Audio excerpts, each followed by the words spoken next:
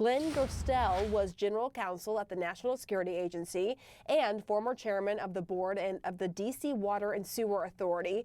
He is now a senior advisor at the Center for Strategic and International Studies. Hi, Glenn. You are clearly the perfect person to talk to about this, given all of your experience.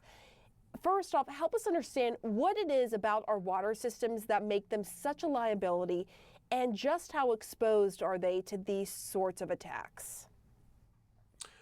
Unfortunately, they are indeed exposed.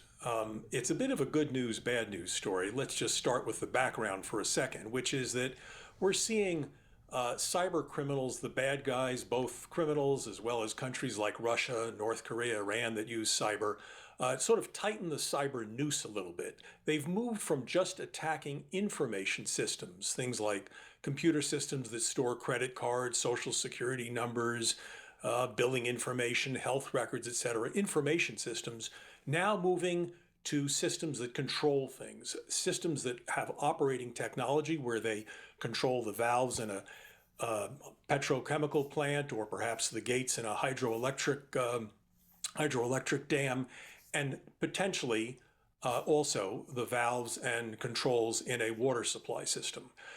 So the bad news is, of course, that we all depend upon pure drinking water, and that's something that's absolutely critical, and we don't want any vulnerabilities in that area.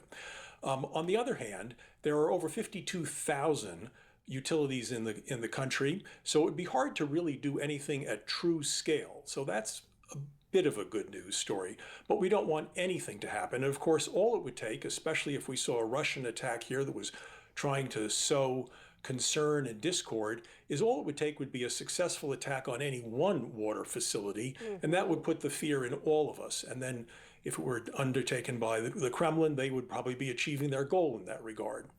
Yeah, unfortunately, many water systems are vulnerable because they're just not up to date, because the water utilities don't have the money the way big banks do to have really great cyber defenses. So let's then talk about the proposed solution here. You laid all of that out.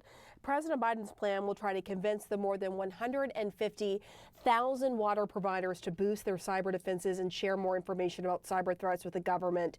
Do you think this goes far enough to secure such a massive vulnerability? Unfortunately, it doesn't. And part of that isn't the fault of the Biden administration. It's the fault of the way we've set things up here in this country to deal with cyber. The EPA, Environmental Protection Agency, which regulates the quality of water around the country, doesn't have any authority whatsoever to tell any utility how to fix its cyber vulnerabilities.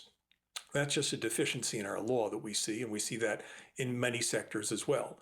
And the second factor, which I alluded to before, is the fact that most people feel that they get water for free, right? It's available. Why do we have to pay for it? So the result is there's terrible pressure on water utilities all around the country to keep their bills really low. That means they don't have enough funds to invest in sophisticated cyber defenses, as well as hire the kind of talent that big Wall Street companies, banks, financial institutions are able to have. So you put the two of those factors together, and we have a really serious vulnerability. Yeah, we do. Glenn Gerstell, thank you for helping us understand that vulnerability a little bit better. We appreciate it. Thank you.